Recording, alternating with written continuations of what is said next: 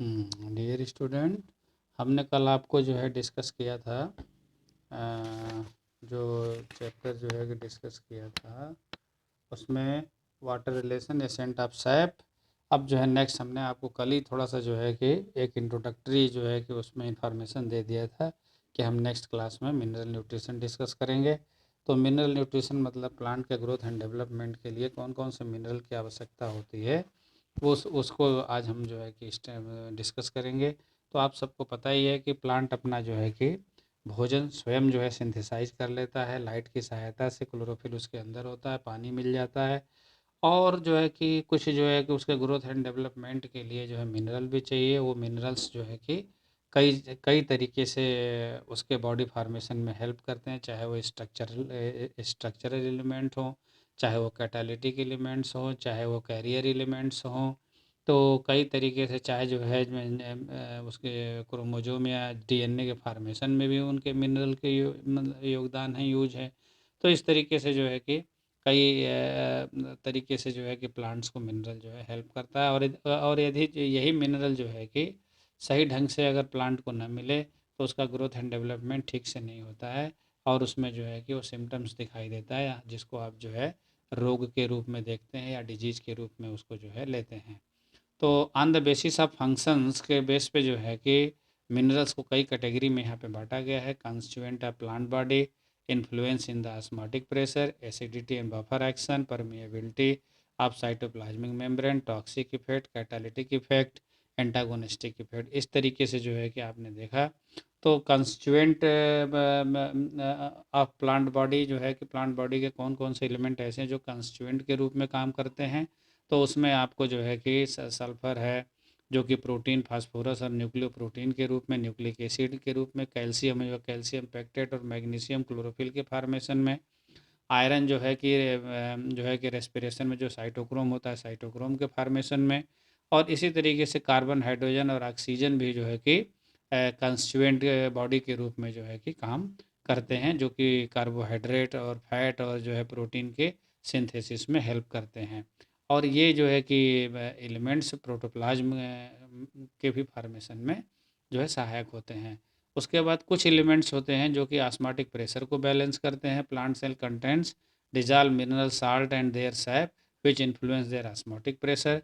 और osmotic pressure के कारण भी जो है कि प्लांट्स के अंदर जो है वाटर का मूवमेंट वगैरह डिफ्यूजन या ऑस्मोसिस के द्वारा जो है सॉइल से रूट से जो है कि पूरे जो है प्लांट बॉडी में जाता रहता है। उसके बाद जो है कि बफर एक्शन के रूप में भी बहुत से मिनरल्स जो है हेल्प करते हैं। जैसे मिनरल एब्जॉर्ब होकर के सॉइल से जो है कि प्रोटोप्लाज्म में पहुंचता है। Hydrogen ion influences the pH of the cell sap, जो कि से पीएच सेल सेप के पीएच को अफेक्ट करता है, और पीएच के द्वारा जो है कि प्लांट्स में बहुत से जो है कि मेटाबॉलिक एक्टिविटी कंट्रोल किए जाते हैं। They also constitute the major buffer system of the plant.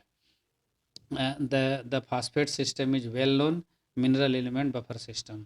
उसके बाद कुछ एलिमेंट्स जो है कि साइटोप्लाज्मिक परमिएबिलिटी को भी जो है करते हैं, जैसे के प्लस और पोटेशियम आयन। ये सब होते हैं डाईवैलेंट या ट्राईवैलेंट या मोनोवैलेंट, जो कि जो है कि उसके साइटोप्लाज्मिक मेम्ब्रेन के परमिएबिलिटी को अफेक्ट करते हैं। और जो है कि आपको इससे पहले भी बताया गया था कि साइटोप्लाज्मिक मेम्ब्रेन जो होता है वो सेलेक्टिव परमिएबल होता है।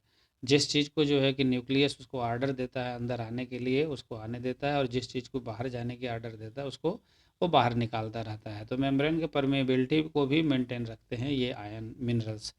टॉक्सिक इफेक्ट्स, बहुत से मिनरल्स ऐसे हैं अगर वो जो है कि एब्जॉर्ब होकर के अंदर जाते हैं तो प्लांट में कुछ जो है टॉक्सिक इफेक्ट काज करते हैं, जैसे आर्सेनिक है, कापर है, मरकरी है, ये सब होते हैं।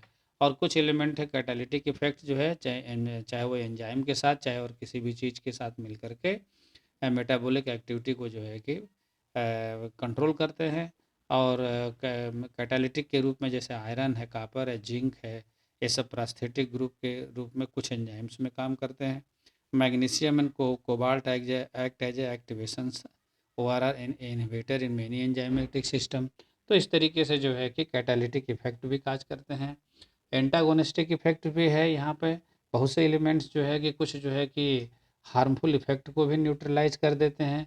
जैसे आप यहाँ पे देख सकते हैं कि जो है आपका जो है मैग्नीज जो होता है कि मैग्नीज जो है 300 to 400 ppm on the basis of dry weight में जो है कि अगर बार्ले प्लांट में प्रेजेंट होता है तो वो सिलिकॉन के इफेक्ट को जो है कि न्यूट्रलाइज कर देता है। तो इस तरीके से एंटागोनिस्टिक इफेक्ट्स भी काज करते हैं। अब उसके बाद जो आता है various element found in plant, तो हमने आपको कल भी बताया था कि नियर अबाउट जो है 60 एलिमेंट्स जो कि प्लांट ऐश में रिपोर्ट किए गए हैं। प्लांट के राख को लेकर के जो है कि केमिस्ट्री के लैब में जब स्टडी किया गया, टेस्टिंग की गई, तो देखा गया कि मोर और लेस 60 एलिमेंट्स जो है प्लांट में पाए जाते हैं। इसमें से भी हमने आपको बताया था कि जनरली 30 जो है कि सभी प्लांट्स में 30 एलिमेंट्स रिपोर्ट किए गए हैं। कुछ एलिमेंट्स ऐसे हैं जो कि कुछ में पाए जाते हैं, कुछ में नहीं पाए जाते हैं। अब इसके बेस पे भी जो है 30 में भी जो है आपको जो है कि दो ग्रुप में और जो है डिवाइड कर दिया गया। 15 जो है इसेंशियल वाले और 15 नॉन इसेंशियल वाले। 15 इसेंशियल का मतलब है कि वो एलिमेंट्स जिनको कि जो है कि सॉइल में कमी होने के कारण आपको जो है बाहर से सप्लाई करना पड़ता है इसलिए उसको इसेंशियल।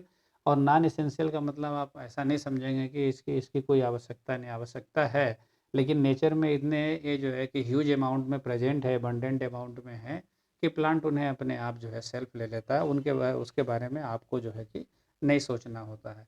तो अब जो है कि आपने जो है कि 30 में से दो ग्रुप बना दिए, इसेंशियल और नॉन इसेंशियल। नॉन इसेंशियल के बारे में आपको सोचना नहीं है। अब जब इसेंशियल के बारे में देखना है तो इसेंशियल में भी दो ग्रुप बन गए 15 के और 15 नॉन इसेंशियल के। तो 15 में जो है दो ग्रुप में मैक्रो और माइक्रो दो ग्रुप में बांटे गए। माइक्रो मतलब जिनकी मात्रा ज़्यादा अमाउंट में प्लांट को चाहिए ग्रोथ एंड डेवलपमेंट के लिए, उसको मैक्रो एलिमेंट्स। और जिसकी मात्रा कम चाहिए उसको जो है माइक्रो एलिमेंट्स। तो मैक्रो एलिमेंट्स में आप जो है देखेंगे carbon, oxygen, hydrogen, sulphur, phosphorus, potassium, calcium, ये सब जो है कि मैक्रो में है। और माइक्रो वाले जो होते हैं जो कि बहुत कम जो है कि अमाउंट्स में चाहिए, वो हैं आपके बोरान है, मैग्नीज है, जिंक है, कापर है, मोलिब्डेनम है, क्लोरीन है, कोबाल्ट है, ये सब जो है माइक्रो में। माइक्रो को भी जो है माइक्रो को दूसरे नाम से ट्रेस एलिमेंट्स भी बोलते हैं, मतलब बहुत कम मात्रा में इनकी आवश्यकता होती है। हालांकि बहुत से साइंटिस्ट जो है कि इस चीज़ को विरोधाभास है कि जो है दो ग्रुप में माइक्रो और मैक्रो। कभी कभी बहुत से एलिमेंट्स जो है कुछ प्लांट्स के लिए मैक्रो के रूप में काम करते हैं और कुछ प्लांट में वो जो है माइक्रो। इसका मतलब है कि जिनमें माइक्रो के रूप में है उस प्लांट को वो एलिमेंट जो है कि ग्रोथ एंड डेवलपमेंट के लिए बहुत कम चाहिए। लेकिन दूसरा है कि वो कुछ पर्टिकुलर प्लांट की ग्रोथ एंड डेवलपमेंट के लिए वही एलिमेंट ज़्यादा अमाउंट में चाहिए, ज़्यादा मात्रा में चाहिए। तो वो एलिमेंट उस प्लांट्स के लिए जो है मैक्रो हो गया और वही एलिमेंट दूसरे प्लांट के लिए माइक्रो के रूप में भी हो सकता है। तो ये जो है समय उसके अनुसार जो है प्लांट टू प्लांट जो है कि ये वेरी करता रहता है। उसके बाद जो है कि ऑन द बेसिस ऑफ जो है रिक्वायरमेंट और स्ट्रक्चर के बेस पे जो है कि तीन चार पांच ग्रुप में बांटे गए हैं स्ट्रक्चरल एलिमेंट। स्ट्रक्चरल में carbon, hydrogen, oxygen, nitrogen, sulphur, phosphorus और मैग्नीशियम। बायो कैटालिटिक एलिमेंट्स जो हमने आपको पहले ही बताया कि आयरन, कापर, मैग्नीज और कोबाल्ट। इंडिस्पेंसिबल एलिमेंट है potassium, calcium, boron and molybdenum. Radioactive elements हैं यूरेनियम, थोरियम, रेडियम, एक्टिनियम, ये सब हैं। और स्टिमुलेटिंग एलिमेंट्स है sodium, chlorine, arsenic, titanium, cobalt, nickel, bromine, ये सब जो है कि स्टिमुलेटिंग एलिमेंट्स हैं। अब जो है कभी कभी आपको जो है ऐसा भी क्वेश्चन आ जाता है ट्रेस एलिमेंट और ट्रेसर एलिमेंट में डिफरेंट जो है लिखने के लिए आ जाता है। तो आपको पता होना चाहिए कि ट्रेस और ट्रेसर में क्या अंतर है। ट्रेस एलिमेंट अभी आपको मैंने ऊपर बताया, माइक्रो वाले को भी ट्रेस एलिमेंट नाम देते हैं। तो कह रहा है कि trace these are the nutrient element required by the plant for their growth and metabolic activity. Tracer जो है एलिमेंट्स जो होते हैं ये कभी भी जो है ग्रोथ एंड डेवलपमेंट के लिए नहीं होते हैं, बल्कि ये जो है कि रेडियो एक्टिव आइसोटोप्स होते हैं और ये किसी मेटाबॉलिक पाथ को पता करने के लिए जो है प्लांट्स में यूज किए जाते हैं। तो इस तरीके से जो है दोनों देखिए एकदम अलग चीज़ है। एक तो ट्रेस वाला है जो कि ग्रोथ एंड डेवलपमेंट में हेल्प कर रहा है और दूसरा जो है कि केवल जो है कि किसी पर्टिकुलर मेटाबॉलिक पाथ को पता करने के लिए। दूसरा ये जैसे डिफरेंस है, these elements are required by plant in a very minute amount. क्योंकि माइक्रो में है तो बहुत कम मात्रा में चाहिए। और यहाँ पे ट्रेसर में क्या है, these elements can be detected by the Geiger Muller counter, therefore they can not be traced in the plant system. Can be traced in these elements are used for detecting various metabolic pathway. ये किसी जो है कि growth and development के लिए नहीं है। तीसरा है एग्जाम्पल ऑफ ट्रेस एलिमेंट्स में iron, boron, manganese, zinc, copper है। और ट्रेसर में आपको देखेंगे रेडियो आइसोटोप कार्बन है, जैसे कार्बन 14 है, नाइट्रोजन 13 है, सल्फर 35 है, सोडियम 24 है, पोटेशियम 42 है, और मैग्नीशियम जो है 28 है। तो ये इस तरीके से ये सब जो है ट्रेसर जो है कि एलिमेंट्स के रूप में होगा। अब नेक्स्ट जो है कि टॉपिक आता है बैलेंस डाइट। बैलेंस डाइट जो है कि इसका मतलब है प्लांट्स के ग्रोथ एंड डेवलपमेंट के लिए जो जो एलिमेंट्स चाहिए उन वो एलिमेंट्स अगर आप जो उसे जो है सॉल्यूशन के रूप में घोल करके फिर उसे दे रहे हैं, तो इसी को हम बोलते हैं बैलेंस न्यूट्रिएंट सॉल्यूशन। और इसके लिए जो है समय समय पर कई जो है वैज्ञानिक साइंटिस्ट ने दिए हैं। और सबसे जो बेस्ट जो है कि बैलेंस न्यूट्रिएंट सॉल्यूशन है वो होगलैंड सॉल्यूशन है। होगलैंड, आर्नन एंड होगलैंड, दो साइंटिस्ट ने जो है कि अपने जो है कि एक्सपेरिमेंट करके क्या क्या चीज़ प्लांट के ग्रोथ एंड डेवलपमेंट के लिए चाहिए और उसको जो है कि लेके सॉल्यूशन बनाएगा और उसको दिए, जिससे कि proper growth and development plant का होता है। इसलिए उनके नाम पे ही, उनके ऑनर के रूप में इसे जो है होगलैंड सॉल्यूशन का नाम दे दिया गया। उसके बाद नेक्स्ट आता है सॉल्यूशन कल्चर, मतलब हाइड्रोपोनिक्स। हाइड्रोपोनिक्स मतलब प्लांट्स को जो है कि सॉयल सॉल्यूशन में ही जो है ग्रो कराया जाता है, सॉयल लेस मीडियम में ग्रो कराया जाता है। इसके ग्रोथ एंड डेवलपमेंट के लिए सॉयल को नहीं लिया जाता है। तो इस तरीके से जो है कि सॉल्यूशन जो है तैयार करते हैं, उसमें सभी न्यूट्रिएंट्स जो है डाल करके और फिर प्लांट को उसमें ग्रो कराते हैं। प्लांट जो है कि बहुत बढ़िया से उसमें ग्रो करता है। उसके बाद है सैंड कल्चर। सैंड कल्चर है, सैंड जो है जनरली आप देखते हैं जो है घर फार्मेशन वगैरह के लिए जो है कि यूज किया जाता है सीमेंट में मिला करके। लेकिन यहाँ पे है कि सैंड जो है कि अगर न्यूट्रिएंट के बेस पे देखा जाए तो वो स्टेराइल होता है, उसमें कोई भी न्यूट्रिएंट वैल्यू नहीं होता है।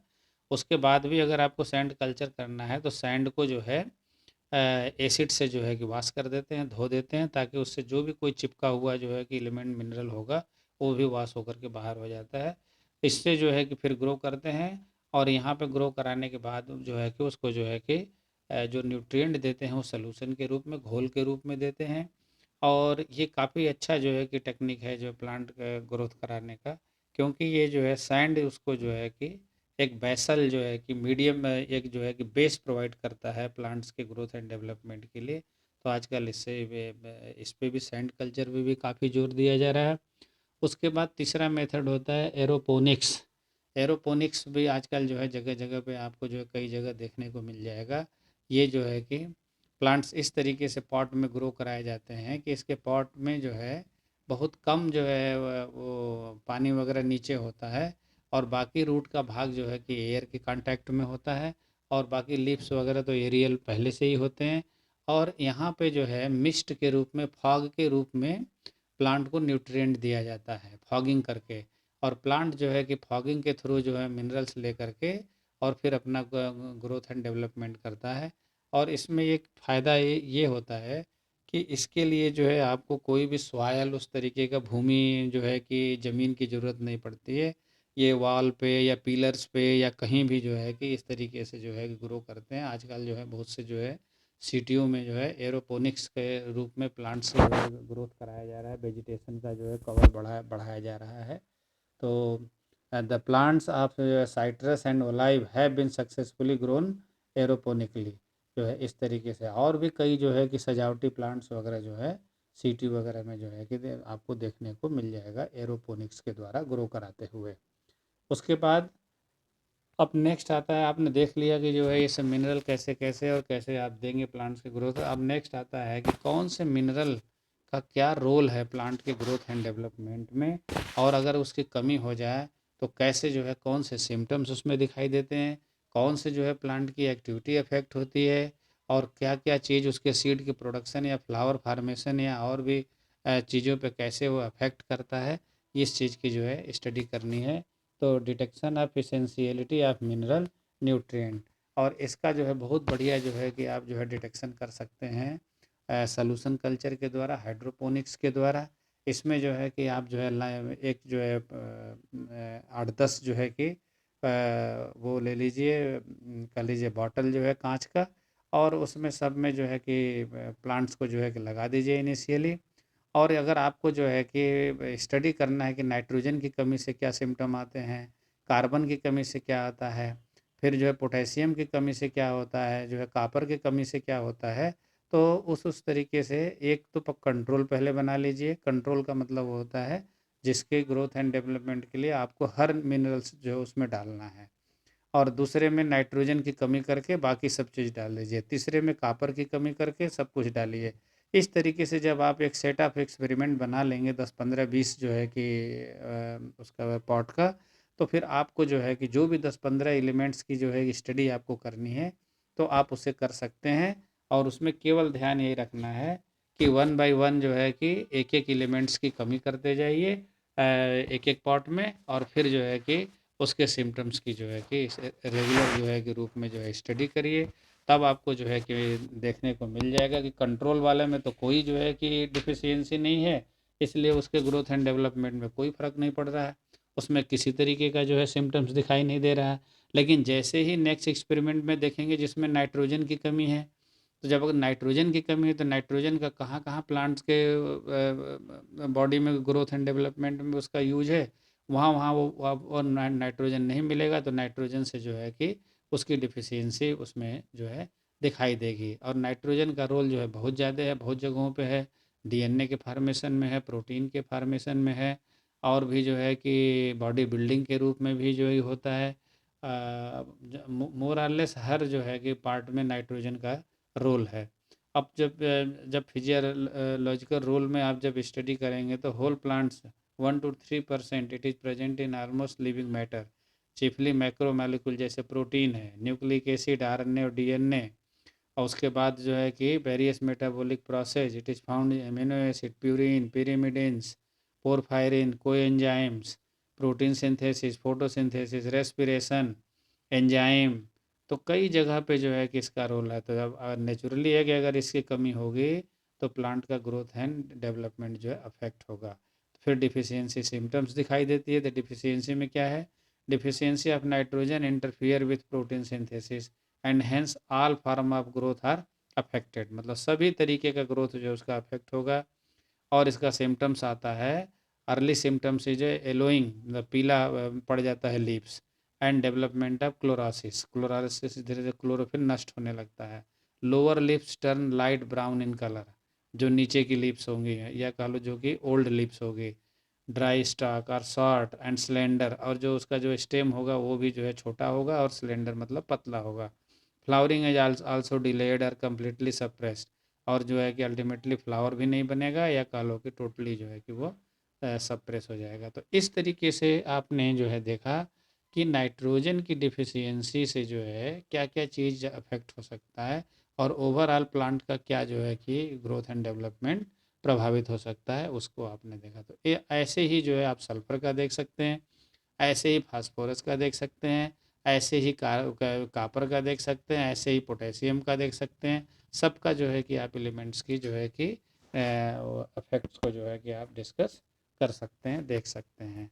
और जो लोग इसको जो है कि कंटिन्यूअसली करते रहते हैं, और कर करके जो है कि एक उनको एक्सपीरियंस पर्सन हो जाते हैं, तो जैसे ही अगर फार्मर अपने फील्ड से लेके प्लांट को आता है कहीं जो है कि कृषि सुधार जो केंद्र पे, तो देखने मात्र से ही जो है कि वो साइंटिस्ट या कह लीजिए कि जो उसका जो है कि स्पेशलिस्ट पर्सन है, वो बता देता है कि आपके मिट्टी में, आपके सॉइल में जो है कि फला चीज़ की कमी है, जिसके कारण ये सिम्टम्स दिखाई दे रहा है। जैसे आप जो है अपने जो है कि रोग के लिए जो है डॉक्टर के पास जाते हो और अपना सिम्टम बताते हो, तो डॉक्टर आपके सिम्टम्स को सुन के दवाई लिखता है। उसी तरीके से जो है कि प्लांट्स के सिम्टम्स को देख करके जो है कि एग्रीकल्चर साइंटिस्ट आपके सॉइल में किस किस चीज़ की कमी है उसको बताता है, और फिर उसके दूर करने के लिए जो है कि बताता है कि ये चीज़ अपने फील्ड में आप डालिए, और फिर आपका जो है फील्ड जो है फर्टाइल हो जाएगा, और फिर प्लांट का ग्रोथ एंड डेवलपमेंट ठीक से जो है कि होता रहेगा। तो ये आपको हमने अभी जो है इतना बताया, बाकी जो है अगले क्लास में डिस्कस करेंगे। तो आज यहीं तक, थैंक यू।